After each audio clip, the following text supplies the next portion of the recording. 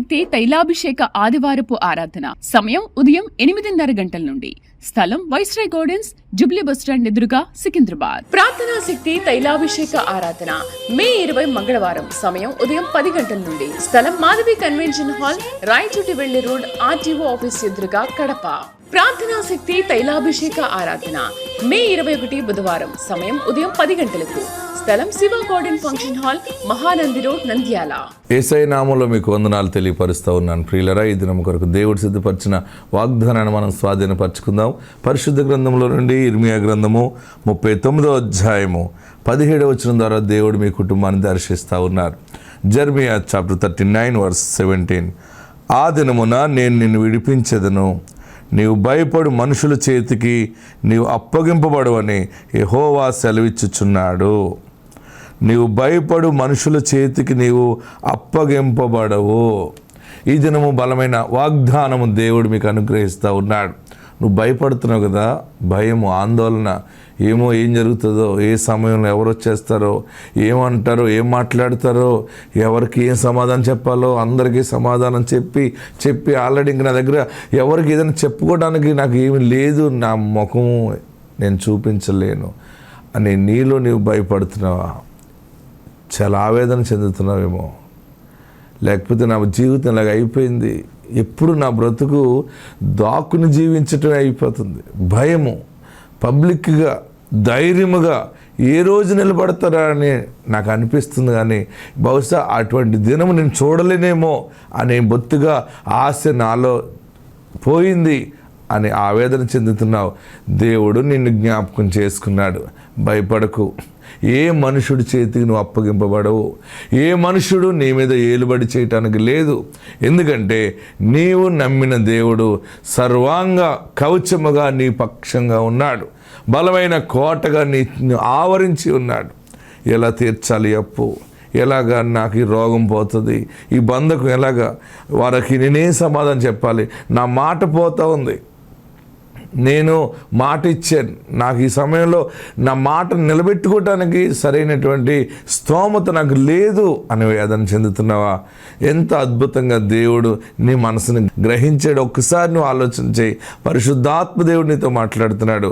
పరలోకము నుండి ఈ ప్రార్థనా శక్తిని ఈ ప్రోగ్రాం ద్వారా ప్రభు నిన్ను దర్శిస్తున్నది ఏంటంటే, నీవు భయపడు మనుషుల చేతికి నీవు అప్పగింపబడవు. దేవునికి మహిమ కలుగును గాక. నువ్వెవరికి భయపడుతున్నావో, దేనికి భయపడుతున్నావో ఆ భయము పడవలసిన పని లేదు. ఎందుకంటే నీవు దానికి దాసుడువు కాదు, నీవు దానికి అప్పగించబడటానికి లేదు. అది ఒక దుష్ట శక్తి అవ్వచ్చు, చేతబడి శక్తి అవ్వచ్చు. భయంకరంగా ఎవరైనా మనుషులు నిన్ను భయపెడుతున్నారేమో, ఇచ్చిపుచ్చుకునే దగ్గర కానీ, లేకపోతే ఎక్కడైనా మాట ఇరుక్కుపోయినా, కమిట్ అయిపోయిన నేను ఎలాగ బయటకు రావాలి?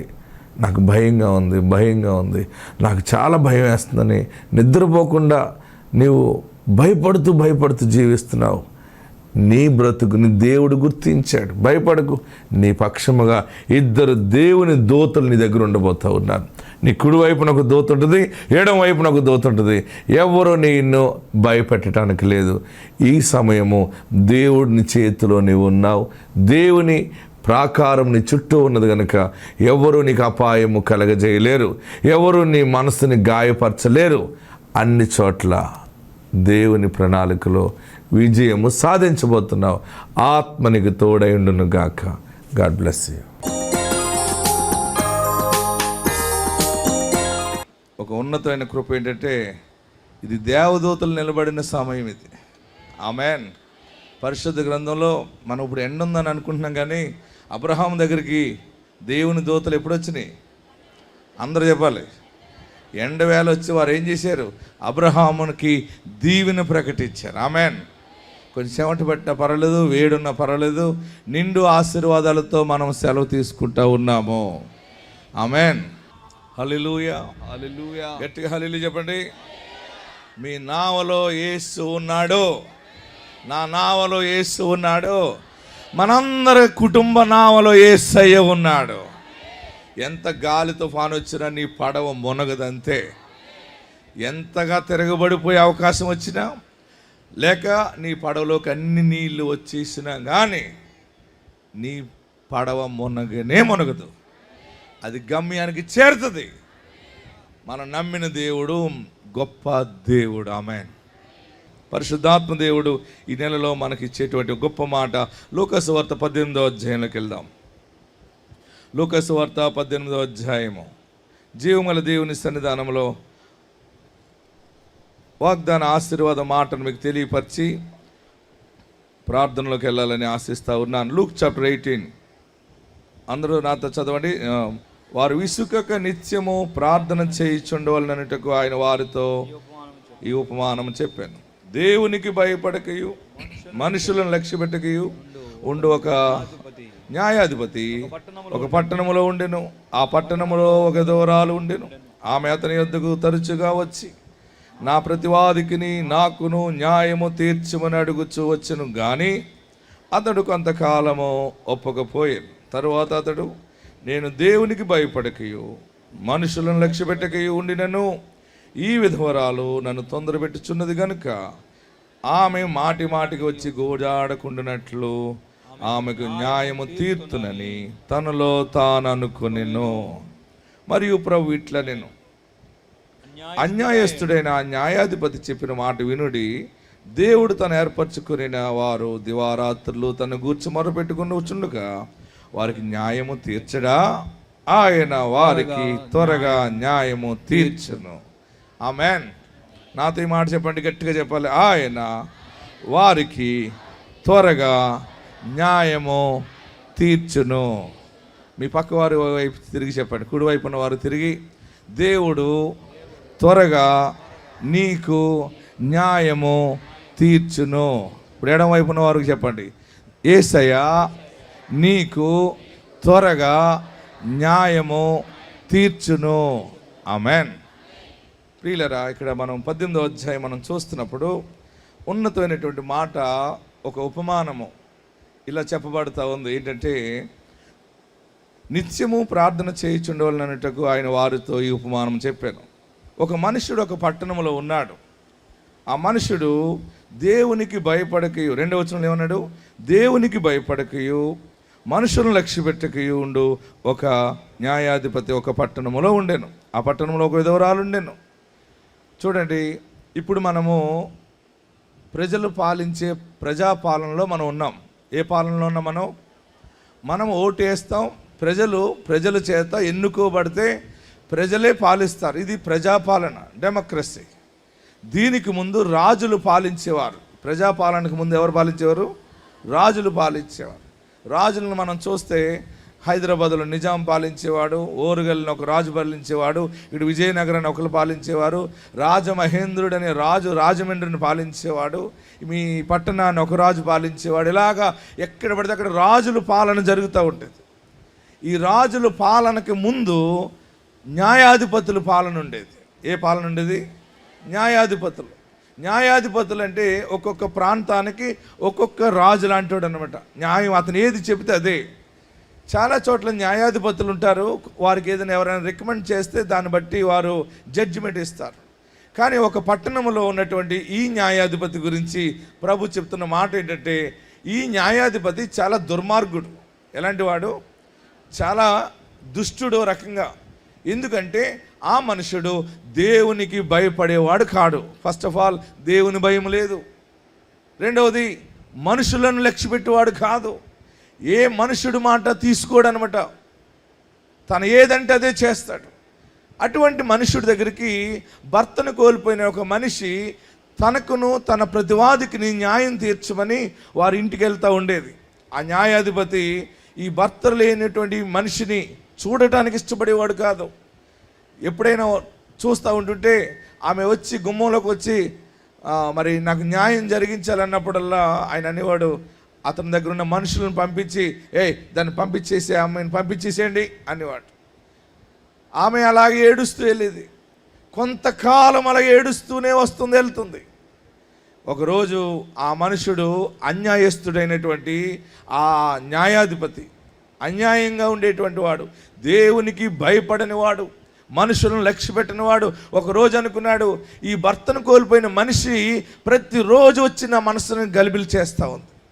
ఈమె నా ఇంటికి రాకుండా ఉండాలంటే, ఈమె ముఖము నేను చూడకుండా ఉండాలంటే నేనేం చేయాలి, నేను ఎలా రక్షించబడాలని తనలో తాను ఆలోచించుకున్నప్పుడు అనుకున్నాడు, నేను ఏ పని చేస్తే ఆ సమస్య పోతుంది, ఆ అన్యాయస్తుడైన న్యాయాధిపతికి మీరు చెప్పండి, ఏం చేస్తే పోతుంది? ఆమె పని ఏదో చేసేస్తే ఆమె గుమ్మలోకి రాదు కదా.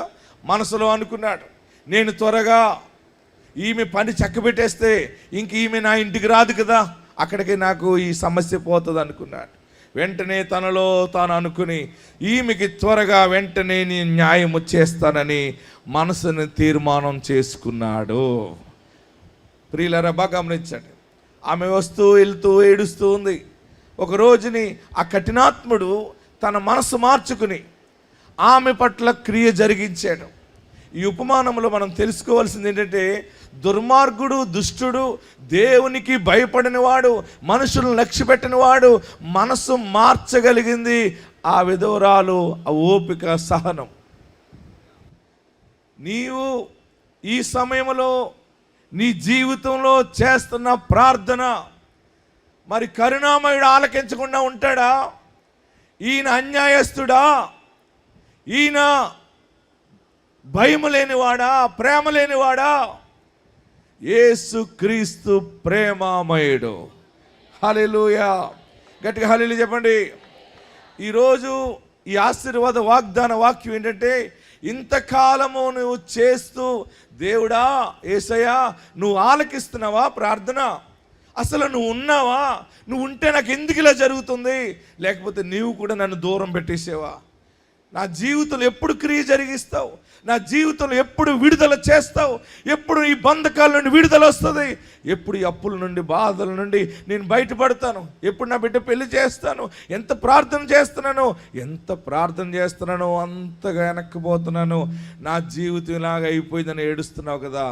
ఈ దినాన్ని ఈ ఉపమానం ద్వారా దేవుడు నీకు ఇస్తున్న గొప్ప సందేశం ఏంటంటే, అన్యాయస్తుడైన న్యాయాధిపతి ఆమె విషయంలోనే న్యాయము చేయటానికి మనస్సు మార్చుకుంటే, పరిశుద్ధుడు, పవిత్రుడు ఆయన నీకు న్యాయము చేయలేడా? త్వరగా న్యాయము చేయుచున్నాడు. దేవుడు, మీరు కుడి చేయి పైకి ఎత్తండి ఇలాగా. అందరూ ఎక్కడున్నవారు అక్కడే. ఆ ఎల్ షేప్లో ఉన్నటువంటి వారు కూడా, హాల్లో కింద ఉన్నవారు, పైన ఉన్నవారు, అవతల ఉన్నవారు, షాపుల దగ్గర ఉన్నవారు, దేవుడు ఒక ప్రత్యేకమైన వాగ్దాన ఆశీర్వాదాన్ని మీ చేతికి అప్పగిస్తున్నాడు. ఈరోజు చెయ్యి పైకి ఎత్తిన వారు ఇలా పైకి స్ట్రైట్గా ఎత్తండి. మీరు నేను పలుకుతున్నప్పుడు మీరు ఆమేన్ అనండి. యేసయ్యా, ఈ దినము మీకు త్వరగా న్యాయము చేయుచున్నాడు. కరుణామయుడు మీకు న్యాయము చేయుచున్నాడు. గట్టిగా రెండు చేతులతో చప్పట్లు కొట్టి, వందనాలు యేసయ్యా, న్యాయాధిపతి అయిన నీవు జాలిగల దేవుడవు, నా పట్ల న్యాయము జరిగిస్తున్నావు. ఇక మీదట నీకు న్యాయము జరుగుతూ ఉంది. ఎందుకంటే న్యాయము తీర్చే దేవుడు నీ పక్షముగా ఉన్నాడు. ఆయన సిలువ వేయబడిన యేసు, ఆయన సమాధి చేయబడిన యేసు, ఆయన మూడో దినాన్ని తిరిగి లేచిన యేసు, పరిశుద్ధుడైన యేసు. న్యాయము తీర్చే నీవు నాకుంటే, పాడదామా? న్యాయము తీర్చే నీవు నాకుంటే చాలు యేసయ్యా, చాలు యేసయ్యా, నమ్మకమైన దేవుడవైనా నీవే చాలు యేసయ్యా. అందరూ పాడదాం. నమ్మకమైన దేవుడవైనా నీవే చాలు యేసయ్యా.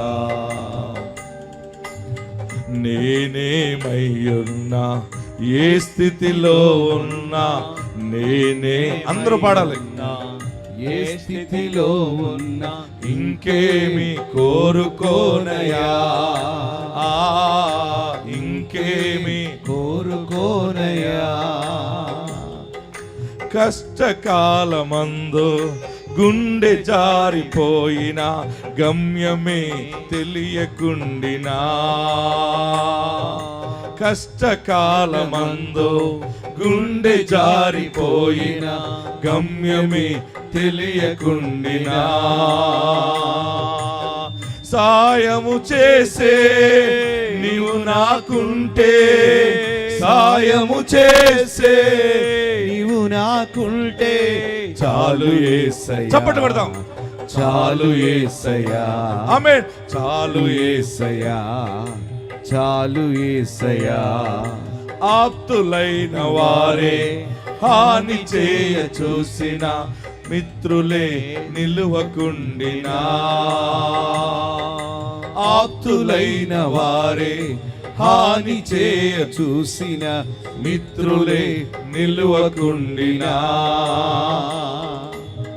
న్యాయము తీర్చే నీవు నాకుంటే న్యాయము తీర్చే ఆయన 100% ఈ దినమే న్యాయము తీర్చుచున్నాడు. చాలు యేసయ్యా, చాలు యేసయ్యా, నాకు చాలు యేసయ్యా. దేవుడు నీ పట్ల న్యాయము చేస్తున్నాడు. నాకు ఈ నెలలో దేవుడిచ్చిన ఈ మాట మీకు ప్రకటించమని నాకు తెలియపరిచాడు. నేను తెలియపరుస్తున్నాను. మీరు ఇక్కడి నుంచి ప్రయాణం వెళ్తూ ఉండగానే మీకు జడ్జిమెంట్ డిక్లేర్ అవుతుంది. మీరు ప్రయాణం అవుతూ నడుస్తూ ఉండగా, నువ్వు ఇంటికి వెళ్తుండగా శుభవార్త వింటావు. నమ్మగలిగితే, నీకు నమ్మే దమ్ముంటే న్యాయము చూడబోతా ఉన్నావు. న్యాయము నీ పక్షంగా జరుగుతుంది. అందరం లేచి నిలబడదాం ఒకసారి. ఎక్కడున్నవారు అక్కడ లేచి నిలబడి. అన్యాయస్తుడు అంత మూర్ఖుడే మనసు మారి ఆమె తిరుగుతూ ఉంటే ఆమెకి న్యాయము చేయాలనుకున్నాడే. నీవు నమ్మిన యేసు దగ్గరికి నువ్వు వచ్చావు, ఆలస్యమైందని అనుకుంటున్నావా? ఆయన సమయం ఆసన్నమైంది. వాటర్ వైన్ అయిన టైం ఇది. నీళ్లు ద్రాక్షారసంగా మారిన సమయమే. నీకు న్యాయము జరిగే సమయం. ఏడ్చేవు కదా. ఎక్కడున్నవారు అక్కడే, అందరూ కూడా ఎక్కడున్నవారు అక్కడే 2 చేతులు పైకెత్తి, ఎక్కడున్నవారు అక్కడే 2 చేతులు స్ట్రైట్గా పైకెత్తి, నా న్యాయాధిపతి నువ్వు ఉన్నావయ్యా, నాకెవరున్నారు, నా తరపు ఎవరు మాట్లాడతారు, నేను ఎలా చెప్తే నమ్ముతారు, నాకు చాలా అన్యాయం జరిగిందని ఏడుస్తున్నావు కదా. యేసయ్య అనే ఒక దైవ కుమారుడు నీ పక్షముగా ఉన్నాడు. ఆ దైవ కుమారుడిని ఆహ్వానిద్దాం. మనం అందరూ 2 చేతులు పైకెత్తి 7 మార్లు యేసయ్య అని పిలవండి. అడగండి, యేసయ్య నా పాపాలు క్షమించు. తెలుసో తెలియకో అబద్ధమాడుండొచ్చు, తెలుసో తెలియకో పాపము చేసి ఉండవచ్చు, తెలుసో తెలియకో దేవునికి దూరముగా నువ్వు ప్రవర్తించి ఉండవచ్చు. ఏం చేసేవో, ఎలా మాట్లాడేవో, అయినా పాపములు క్షమించే రక్షకుడని యేసుని నువ్వు ఆహ్వానించు. దావీదు కుమారుని యేసు అని పిలిస్తే చాలు వచ్చేస్తాడు. ఆయన నీ వైపు టర్న్ అయిపోతాడు అంతే. పిలువు యేసయ్య అని పిలువు. యేసయ్య నా పాపాలు క్షమించు. పాపం పోయిందంటే దైవ నీతి నీ మీద ఏలుబడి చేస్తుంది. దైవ నీతి నీ మీద ఏలుబడి చేసిందంటే నీతి మంతుడు ఖర్జూర వృక్షం వలె మళ్ళేస్తాడు. అందరూ చేతులు దించండి, నమస్కరించండి, తలలు పైకెత్తండి, పిలవండి. యేసయ్య యేసయ్య యేసయ్య అని పిలవండి. దావీదు కుమారుడు యేసు అని పిలవండి. నా పాపం క్షమించయ్యా అని. పాపం పోతే రోగం పోతుంది. పాపం పోతే నీ ఇంటిలో వెలుగు వచ్చేస్తుంది. నీ దేహం వెలుగుగా మారుతుంది. యేసు క్రీస్తు నీ దేహములో అతిథిగా ఉంటాడు. నీ హార్ట్, నీ లంగ్స్, కిడ్నీ, ఆర్గన్స్ అన్ని కూడా పరిశుద్ధాత్మ శక్తి ద్వారా అద్భుతముగా హీల్ అయిపోతుంది. నీ నరాలు, నీ మాంస కండరాలు, శరీరం అంతా కూడా పరిశుద్ధాత్మ శక్తి చేత దైవిక స్వస్థత జరుగుతుంది. ఈ క్షణమే జరుగుతుంది. అయ్యా నా పాపాలు క్షమించు, యేసయ్యా నా పాపాలు క్షమించు. అడగండి.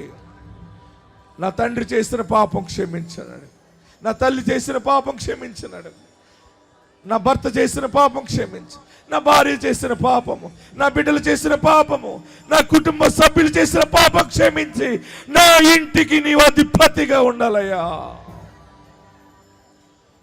ఒక వెలుగు మనల్ని ఆవరించడం నేను చూస్తున్నాను. ఒక దైవ శక్తి మన చుట్టూ అల్లాడుతూ ఉండటం నేను అనుభవిస్తున్నాను.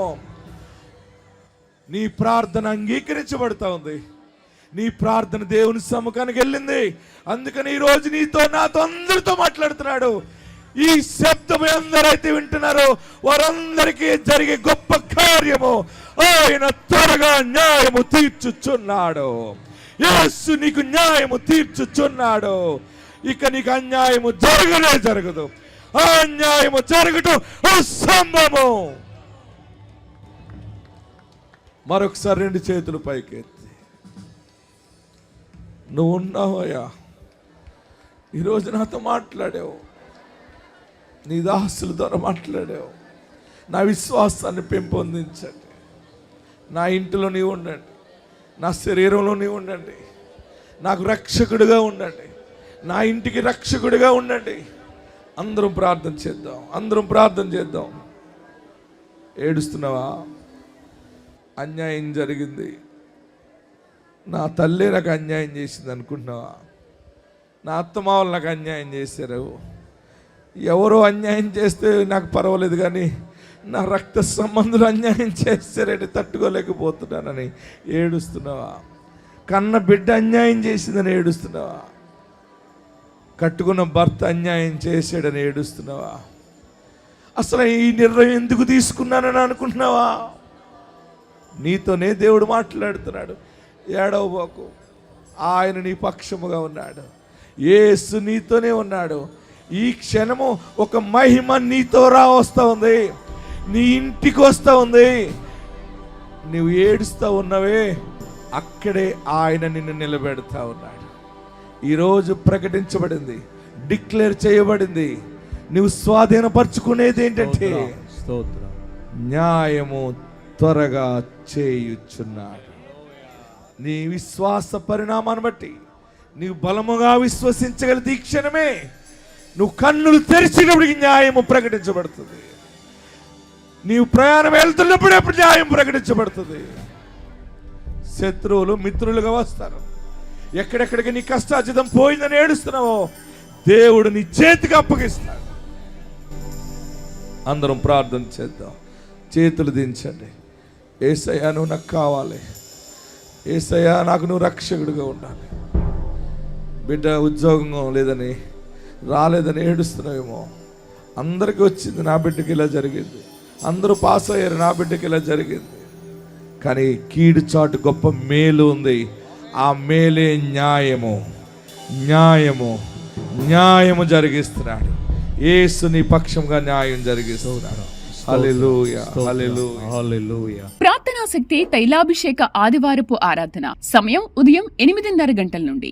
స్థలం వైస్రాయ్ గార్డెన్స్, జుబ్లీ బస్టాండ్ ఎదురుగా, సికింద్రాబాద్. ప్రార్థనా శక్తి తైలాభిషేక ఆరాధన మే 20 మంగళవారం సమయం ఉదయం 10 గంటల నుండి. స్థలం మాధవి కన్వెన్షన్ హాల్, రాయచోటి వెళ్లి రోడ్, ఆర్టీఓ ఆఫీస్ ఎదురుగా, కడప. ప్రార్థనా శక్తి తైలాభిషేక ఆరాధన మే 21 బుధవారం సమయం ఉదయం 10 గంటలకు. స్థలం Shiva garden function hall, Mahanandi road, Nandyal. మేము ప్రార్థనా శక్తికి మొత్తం చాలా నుంచి వస్తున్నామండి. ఏర్సన చేను విత్తనం వేసామండి. విత్తనం వేసిన తర్వాత అది మామూలుగా నీళ్ళు మంచి నీళ్ళు కాదండి, అవి వేడి నీళ్ళు, కిలవ నీళ్ళు అండి. అయితే మేము విత్తనం వేసేసాము. వేసేసిన తర్వాత తడి పెడుతుంటే చేను మీద పడి చచ్చిపోయింది చేను. చనిపోతే ప్రార్థనా శక్తిలో మేము సాక్ష్యం చెప్పాలి నాయన, ఈ చేను మంచి ఫలాలు ఇవ్వాలి నాయన అని ప్రార్థన చేసుకున్నప్పుడు అయ్యగారి దగ్గరికి వచ్చి చేను ఫోటోలు తీసాను, వీడియోలు తీసి అయ్యగారికి చూపించిన తర్వాత అయ్యగారు చూశారు, ప్రార్థన చేశారు. దేవుడు చాలా అసలు చేను కనీసం టన్ను కూడా అవ్వదని చాలా దుఃఖపడ్డాను. 12 టన్నులు అయ్యింది. దేవుడు చాలా మేలు చేశాడు. నిజంగా చేను పట్ల మాకు గొప్ప కార్యం చేశాడు. చూడండి, దేవుడు వీరి పట్ల చేసిన కార్యము, వారి భూమి పంటను దేవుడు మరి ఫలింపచేశాడు. ఎంత గొప్ప దేవుడు చూడండి. 1 టన్ను కూడా అవ్వని పంట దేవుడు 12 టన్నులు అవడానికి దేవుడు కృప చూపించి ఆ యొక్క ఫలింపు దేవుడు వారికి ఇచ్చాడు. దేవునికి మహిమ కలుగును గాక. కన్నీళ్లతో విత్తువాడు సంతోష గానముతో పంట కోస్తాడని దేవుని వాక్యము నెరవేర్చి ఉన్నాడు. హల్లెలూయా. ప్రార్థనా శక్తి తైలాభిషేక ఆదివారపు ఆరాధన. సమయం ఉదయం 8:30 గంటల నుండి. స్థలం వైస్రాయ్ గార్డెన్స్, జూబ్లీ బస్టాండ్ ఎదురుగా, సికింద్రాబాద్. ప్రార్థనా శక్తి తైలాభిషేక ఆరాధన మే 20 మంగళవారం. సమయం ఉదయం 10 గంటల నుండి. స్థలం మాధవి కన్వెన్షన్ హాల్, రాయచోటి వెళ్లి రోడ్, ఆర్టీఓ ఆఫీస్ ఎదురుగా, కడప. ప్రార్థనా శక్తి తైలాభిషేక ఆరాధన మే 21 బుధవారం. సమయం ఉదయం 10 గంటలకు. స్థలం Shiva garden function hall, Mahanandi road, Nandyal.